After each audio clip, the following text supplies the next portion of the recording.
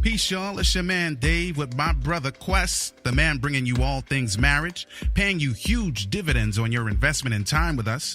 We're talking about love, sex, having children, money, spirituality, life, communication, and anything else to help you thrive and win in your relationships. And guess what?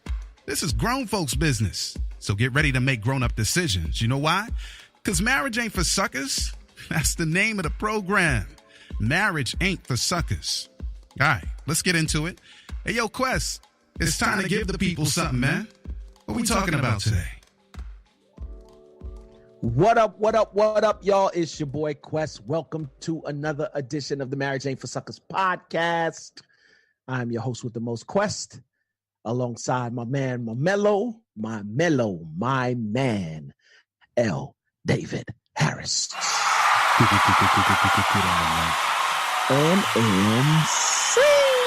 Yeah, what up? That's good, man. I'm chilling. Yep. But guess what else? Yep, get him in here. Class is in the session. Oh, man. Come on, y'all. Get up in here. Yeah, man. Sit back, relax, man, and let's get it in. I'm not going to waste no time, D. I'm going to get right to it. So, shouts out to everybody, man, who listens to the Marriage Ain't for Suckers podcast, who was also a part of BU and the 1% Club and, you know, just all the different areas of ETA, you know what I'm saying? Game changers. A large portion of us spent time this past week in Jamaica at the Ibero Star Hotel and Resort up there in Rose Hall, Montego Bay. You know what I'm saying? Beautiful, just absolutely beautiful. Had a wonderful time. It was a different experience, D, to get up every morning, man, and go on the beach and have worship 6 a.m. in the morning. Man, just for real, being in the presence of God and just looking out at that ocean every morning was like one of the sweetest experiences. And yeah, in a couple of years, hopefully, you know what I'm saying, Florida will be a stop off, you know, in the journey. Right. Before we make it back to the island. But and I can deal with the Gulf. I can deal with the Gulf for now because I know it's the you know what I'm saying? It's the Caribbean. You know what I'm saying? Caribbean's the flow that, you know what I'm saying? Okay. The waters that come up into the Gulf. So I ain't mad. I can deal with that for a little while. It's a good start. Oh, yeah, it's a good start. Definitely a good start. My wife has made it clear, though, that she's done with the cold. She wants to be close to family. And, yeah, she wants the grandbabies to be, you know what I'm saying? So Mom's is there in Sarasota. So that's the move over the next 2 to 3 years. But more than that, man, just the time that we spent there, just with all the people of ETA, the members, the staff. We don't get to see each other on a regular basis other than listen to each other on a conference call or see each other through a Zoom session. But one of the things that God did for me when we were there, man, like for real, I got a chance, D, to see my wife in a way that I don't normally see her. Yeah. And we presented on marriage and relationship, and we did this game called Clapback. You know what I'm saying? And fortunately, this was a game that she put together all on her own, and I just pretty much facilitated. And the rules were that we presented a certain scenario, and then according to the Secrets to Success podcast, people got to claim where it was fair or foul. And then at the end of it, you know, we got to just really talk to perspective, if you will, because we found out that the divorce rate is now between 50 to 53%. And the number one cause of divorces is communication and communication related issues. So we went in, we talked about the breakthrough that we experienced a couple of months ago as it relates to defensiveness and just listening to one another. And I asked Faith she played devil's advocate for a couple and I'm talking about going in. She provided perspective that on both sides, male or female, just had not even me, had really, you know, considered. Right. And then I asked her 2 open-ended questions. And D, for those of you who know about the animal assessment or the theories of behavior, like for real, Faith is a turtle. She can be sociable. and very sociable at times. But there are times where, like, she's at her best, she's reserved, and she's a 88 or 99 turtle. In other words, structure, details, she's the person in the back. But, bro, the way that she went in and presented, no nervousness, no nothing. And I just kind of just like took a step back and just let her shine for a minute. And, bruh, when the session was over, women were coming up to her, asking her questions. I mean, like, it was just unbelievable. And I had been trying, D, to get her to understand that it's one thing when me and you do our thing, or when I do my thing or you do your thing, but to see a husband and a wife together doing it, it's explosive. When? That's exactly what happened. And so she came home, I think, with a different understanding, not hearing it from me. Now you're hearing it from the people who saw you. So, man, just a wonderful trip altogether.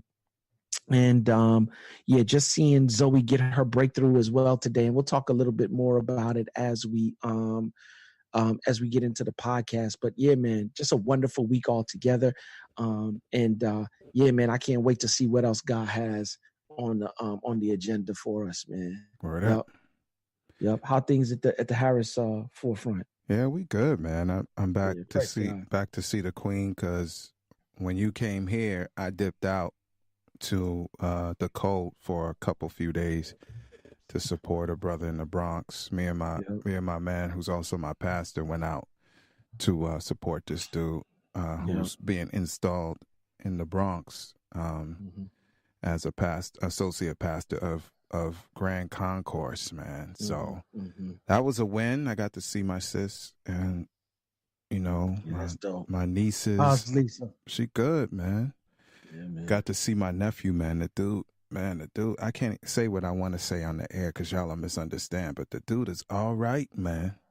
Yeah. Like he's a dude you just kind of want to be around. I'm like, wow, when did he get like grown up, like, and then my three nieces are always dope, and I got to see my brother-in-law, so that was. Isn't he moving towards marriage now, or already married, or? No. He could be, but he's not. Nah.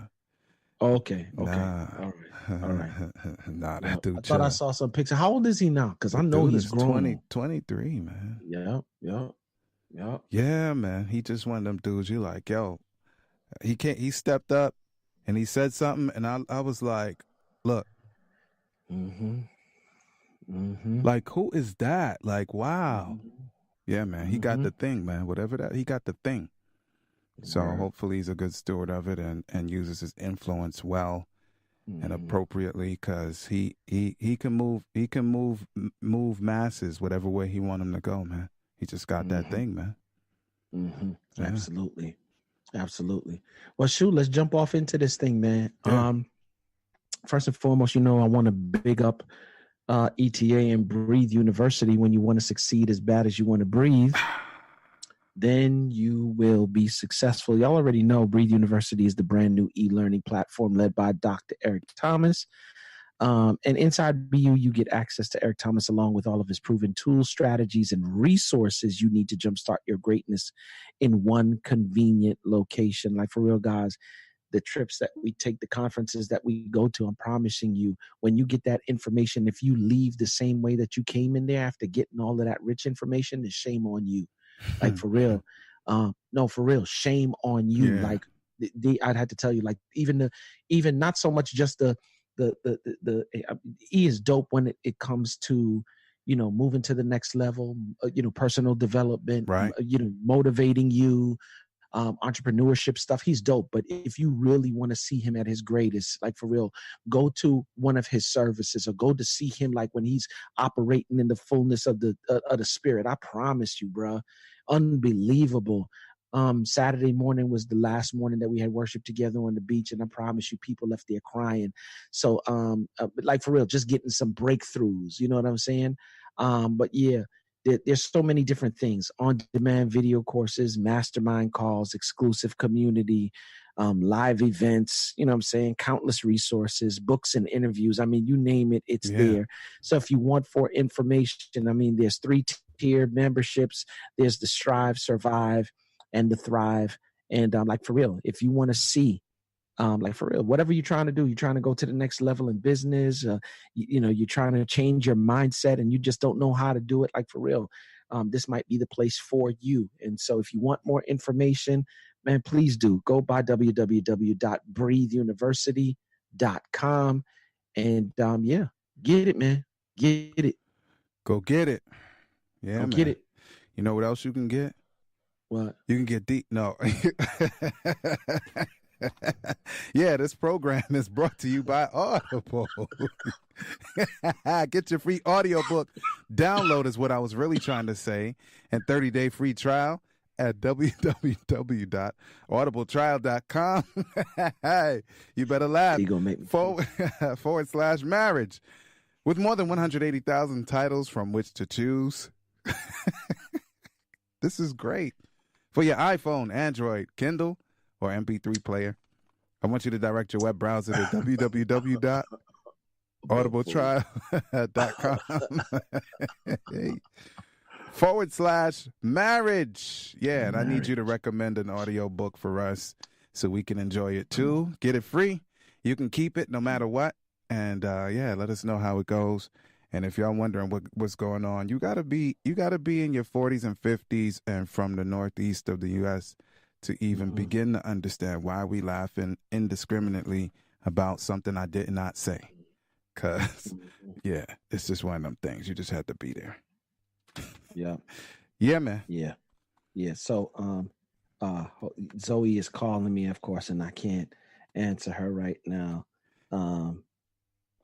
Yeah. And I'm telling her to text me. What the? Yo, bro, can you hit the mute? Yeah. Can you hit the mute button, though? Did I hit the mute button? Can you hit the mute button? You can't hear me? I just heard all your guts come out, bro. Yeah. Oh, no, that's fine. That's fine if you heard me. I was just saying that, like she calling me when we here doing this. Mm-hmm. Oh, okay. Okay. Yep. Now she's telling me. Okay. She's telling me to come get her. But I told her it's going to be a minute because we're recording the podcast. But yeah, one of the things that as we talk about our topic today, D, I'm thankful. And I'm thankful for even her right now and where we are in our relationship.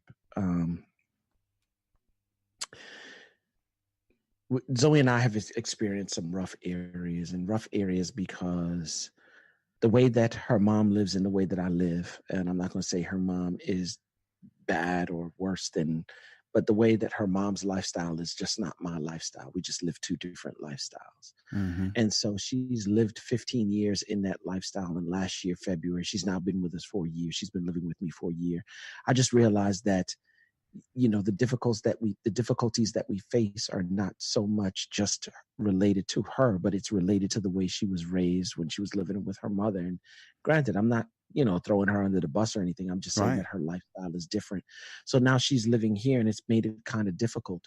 And I was beefing last week, or she might've been kind of upset because she missed some time out of school. And I'm about to be real transparent, but I'm hoping in my transparency that it will free some marriages up and free some parenting situations up as well. Mm-hmm. I learned a number of different lessons as it relates to this thing. One thing is, D, that sometimes you just got to let God be God as it relates to your children. And the same way he kept you even when you didn't want to be kept, sometimes you're going to have to allow God to keep your children. Just keep them ever lifted. You know what I'm saying? Yes, sir.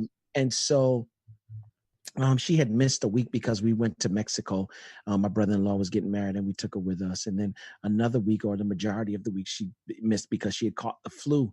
And so Faith and I was going to Jamaica, and this would have been the third week of school that she was going to miss. And I told her, no, you can't go.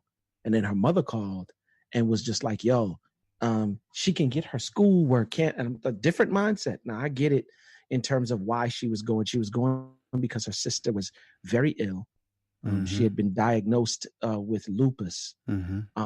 But I was just like, okay, well, let's just organize a weekend where she can come down and see her and not come for the entire week. And long story short, but then I remembered in my mind that I was praying that, God, you're going to have to do this. You're going to have to make the transition or the change, right? Mm-hmm. Okay, cool. So Her mother, I finally took my hands off of it, and I was like, you know what, go, because at this age, you're going to have to learn that decisions that you make sometimes have repercussions attached to them or outcomes attached to them. Right. So I don't want to always have to do your thinking for you, because then I rob you of your critical thinking. Okay, fine. She went. I went to Jamaica with Faith. We had a wonderful time. And when I came back yesterday, I called her upstairs, and she came upstairs, and she was just like, I said, come, let me, let's talk for a moment. Every day at 3:00 is usually our mind, body, soul time, where we just do whatever she wants to do, just so we can, create that connection. Right. So while we were in here talking, D, I think we probably had the biggest breakthrough that we've ever had, because I was always arguing with her or fighting with her as to like her need to take school more seriously, to take life more seriously. Like, you're 16, in 2 years, you'll be 18, and you'll be considered an adult, and going back and forth and fasting over this thing and praying over this thing. And sometimes I feel just like we're dealing with her. Sometimes I'm going to tear my hair out. But it's what teenagers do. They drive you up the wall. Yeah. But yesterday we sat in here, and I said, well, so how was your trip to Atlanta? And she was basically telling me, as tears started to form in her eyes. And she said, Daddy, her sister wasn't in a good place. And I said, well, how do you feel about all of this? She was like, I feel like I want to take the pain away. Mm-hmm. She said, if we could trade places, I would trade places with her just so I said, no, Zoe, you don't know what you're asking for. Be careful what comes out of your mouth. She said, yeah, I know, Daddy. I don't want lupus. I'm not saying that. I'm just saying that I wish I could take the pain away. Right. I said, I get it. And she began to tell me that, she lost X amount of pounds, and how she was looking in terms of, she was already slim. And to lose like X amount of pounds made her look like, and the pain that she was experiencing, and she had to put her in a tub and bathe her. Like, a 16-year-old bathing your 17-year-old or 18-year-old sister. Like, you know what I'm saying? Yes, and so she had this major wake up call. And I said, what does all of this mean to you? And she's like, it means that I really need to get my life together. Mm-hmm. I says, well, what do you mean? She's like, Daddy, one day you could be here and everything be fine, and then the next day you could be in Mari's situation. And I said, yep, you're absolutely right. Yeah. And here you are with the fullness of your health, the fullness of the ability to be in the home with your second mom, me. I'm not a believer in the step talk. You know what I'm saying? Steps is things you climb. You know what I'm saying? Right. And right. I'm in the mindset of, your brothers are here. You have access to me, your father, that your sister just doesn't have access to. And so all of these different things God gave you to be able to make you a better you, And she's like, yeah, I get it. And now I know that I've been put here to really touch people's lives through, cosmetology. You know what I'm saying? I want to be able to give people a look, have a certain level of self-awareness. And I was just asking her, well, what does that mean? Mm-hmm. And she was like, she was saying that, how you feel different when you look different. She's like, when you put on a suit or a dress, how you feel when you put that special suit or dress on, and there's a certain feeling of confidence that you have. And she's like, I want to do that for people. And I said, great. There's so much more that he wants to do for you, but you can't do that when you're taking on the mindset that you have. She's like, yeah, I get it. And so just to have her have that open mindset. And then today, she sent me a text and she was like, Daddy, I'm going to be late from school today. Can you come and pick me up? I said, okay, that's cool. But what am I picking you up late for? And then she said, well, you're going to pick me up late because I'm staying after for biology tutoring. Blew me away. Mm-hmm. Because what she's saying to me now is that I'm taking ownership. Right. For what I can control. Right. I'm not leaving it in anybody else's hands, or I'm not putting the responsibility on anybody else. This is my schoolwork, and I'm going to get the tutoring that I need. And I know that's a long story that I told, but I'm saying that in connection with our topic today, there's some married couples, you want an outcome in your marriage, and you are not taking ownership. You're just hoping that your spouse gives you the extra loving that you need, the extra conversation that you need, the extra sex that you need, the extra whatever it is that you need that the relationship needs. You're just depending on your spouse to give it to you, and you're not giving anything back to your spouse. Yeah. You haven't even started meeting their needs, but you want them to meet your needs. right? It's like going to an ATM, D, and expecting to take out cash that you've never put in. Right. Right. And I'm not saying that that can't happen, but there's stiff penalties for that kind of thing, if you understand what I'm saying. Right. And that's how some of us are acting in these relationships. You're not taking ownership, but every time something don't go the way that you want it to go, right, you ready to pull out, or you ready to pull back, or you ready to cop an attitude for all the different things that you're not getting, right? Mm-hmm. Or all the things that you think that they're doing to you that's not right. You got all these expectations, but what are you doing? Yeah. What are you giving to the relationship? When last have you met their needs? What needs does your spouse have? Have you met any needs up until this point? That's right. But you want them to meet needs? And as a matter of fact, you don't realize that sometimes people don't know how to meet needs. And if you show them how to do it, because a lot of the times in theory, D, we don't know it. But if you show me what it looks like, I have a better, you know what I'm saying? Better understand. You haven't even showed what it looks like. Right. And the whole thing about marriage sometimes, especially from a man's perspective, is servant leadership. Yeah. Like, do the thing that the word that says it clearly. Do unto others as you would have them do unto you. Mm-hmm. But some of you are not even doing unto your own spouse. You're not doing it. And you got expectations for them to do this stuff back to you. And what I love about Zoe is that she said, okay, I'm going to take ownership. I'm going to go to tutoring. It may not be the biggest thing, you know, in the world, D, but it's a start. And some of you got expectations and you haven't even started fulfilling the needs. Whatever it is that the relationship or your spouses need, you haven't even done that yet. But you mad now and you ready to call it quits because they're doing or not doing what you think they should be or shouldn't be doing. Mm-hmm. And that to me, like for real, D, if that's not the like for real, unfair expectations, D, I don't know what it is, man. Yeah. What you say? Yeah, I mean, I think about the airplane since I was on a couple. Mm-hmm. And, you know, they go through the spiel depending on your particular airline. They may run a video, but eventually they get to this thing about in the unlikely event that this cabin should lose pressure suddenly. Yeah. Right? Then above your head, you will find that these masks come out. They will not, and they will not inflate, but you need to grab them, put them over your head, and begin to inhale. Mm-hmm. But you need to do that first before you help somebody else. Absolutely. Because if you don't, they don't say this, but if you don't, then you're going to pass out and potentially die. And whoever you thought you were going to help cannot get no help. Why? Because you are of no service. Why? Because you did not, in a healthy, responsible manner, take care of yourself. I said healthy and responsible. I did not say be selfish. Healthy and responsible manner did not help yourself. And so what a lot of people do, calling themselves being, you know, helpful or servants, oftentimes put themselves in jeopardy, and in their sick and unhealthy mindset, think that they're going to help somebody. In their what kind of mindset? Sick and unhealthy. If sick wasn't good enough, then unhealthy is another way to say it, right?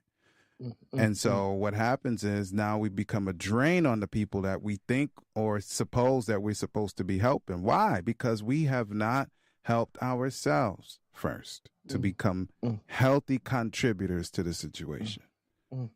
So you got to inhale, man. Like take a nice deep breath, experience the oxygen, let it flow through your lungs, oxygenate your blood, get your mind clear.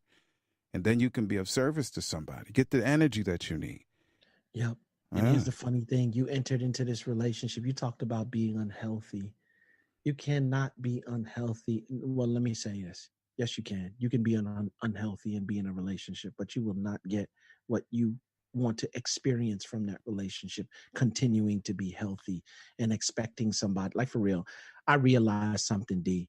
When Paul would greet people or leave people, he would say, grace and peace be unto you. Yeah. In other words, I'm giving you the grace to make as many mistakes as you possibly can, but not the room to make the mistakes so that you just keep making the mistakes over and over again. Hopefully you'll have the grace or the room to make mistakes, but you'll learn from the mistakes and then you'll keep moving forward and get better in the process. And I believe that some of us, because of our unhealthiness, you want people to give you grace for the room to make mistakes over and over again. So in other words, you want people to enable your foolishness instead of giving you the room to empower you to get better. Yeah. When people, like, for real, give you grace, it's not for the, like, for real. And for some of you, you want to stay in the same place that you are and bicker and quarrel and talk about what you getting and not getting. And you got entitlement. You got entitlement. Like, wake up. The relationship is not about you. It does not revolve around you. Right? For this reason, the reason of marriage, shall a man leave his mother and father and cleave to his wife, and the two shall become one flesh. It didn't say, and the one shall become one flesh. It's not about you. There's two of you that have to come together to make one flesh. And some of us are just operating in the high levels of unhealthiness, thinking that the relationship is all about you, and then have the nerve to expect all the tapestries and all the blessings and all the wonderful things that come along with relationship. And you ain't put nothing in. You whack. Yeah. Yeah, you whack. Let me. If we was on Secrets to Success podcast, I would tell them, like, for real, you get the gazelle of the week.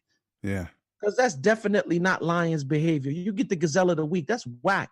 And I'm getting lightweight, like, ticked off now, D, because there's a couple of couples that I deal with right now, whether it be the husband or the wife. They always talking about what their spouse is not doing. What have you done? Yeah. So yeah, man. This level of unhealthiness that we got, like you saying, put the mask on. Like, for real, you need to do the inner work first. Yeah, because that shows real love. That's the thing. Sometimes we mistake or counterfeit, depends on our perspective, like our intent. Mm-hmm. Either mistake or counterfeit real love with these things, these outward behaviors, and when people sort of bat them back, like Serena playing tennis, we try to play the victim because, like, well, what have I done? I've only been trying to help. But that's like when you're a child, right? You're like 8, and everybody wants to buy you a gift for that season, the holiday. Everybody's throwing up trees. Everybody's excited about whatever music they like and giving gifts, and you get a pair of earmuffs or socks. And the big people, the grown people, are like, well, I gave you a gift, but the child is 8. They don't want no socks. Like, they don't want school tuition. Like, you know what I'm saying? Like, they don't want most of them don't want, like, a free subscription to as many books as they can read from the public library. Like, that's not a gift. Like, that's what you want to give them. And so when they bat it back, you're like, oh, they're ungrateful. Well, no, they're not ungrateful. The perspective is that's not what they, quote, need at the moment, because it's not something they can receive. So we got to give our spouses what they can receive and not get upset if we just keep superimposing our own thought process on them and they like, yeah, I don't want that. Nah, that's not acceptable to me. Yeah. And like we said before, though, D, like, for real, I can't continue to, if we in relation, and this is not just about marriage or, romantic relationship. It's about platonic relationship too. It's mutual. It's a mutuality in this thing. Like, for real, I can't expect you to give me things, when your tank is on full. What am I expecting for you to operate and give me what you don't have to give? Right. I have to give you. You fill up your tank, and when your tank is full, you give me back and fill up my tank. And, like, for real, and it goes back and forth. It's the mutuality of the relationship that keeps the relationship going. But when I don't give you what you need and you operating on E, yeah. And you know what fumes can do, right? Because if you mess around and light a match or spark near some fumes, you know what happens. It's enough for it to blow. Yeah, and that's why a lot of people's situations at home are blowing, because there's just enough, of the fuel that's necessary to say, okay, we're married. Yeah. But if I'm on fumes and then you mess around and sparks is flying, and and you mess around and spark a little something, that's it. Boom. And you're like, well, what just happened? Well, the tank was nearly empty, and somebody lit a match. And that's just science. It's not rocket science. It's just normal 4th grade or younger science, man. Like, yeah. So you have to know that when people are operating at a deficit, at some point, it has to give. Something has to give. Yeah. Yeah. Yep. And so as we depart, D, I'm like, for real, I guess the one thing that I'm going to say, well, I say it for everything that I do, like from shaky to good, from good to great. Ultimately, we want phenomenal, but they're not handing out phenomenal. You got to do the work. Yeah. You know what I'm saying? So let's just do the work and just be who God has called us to be in terms of these marriages. Be better and not bitter. Word up. Yep. All right, y'all. Till next time. Yeah, stay focused. There you have it, y'all. I hope you've enjoyed your time with us. Marriage is about mutual love and mutual respect, and it works for those willing to make it work. Real talk, our spouses are treasured jewels given to us to make life better. And the sooner we learn to value one another will be the sooner we become the absolute best versions of ourselves we can be. Until next time, peace.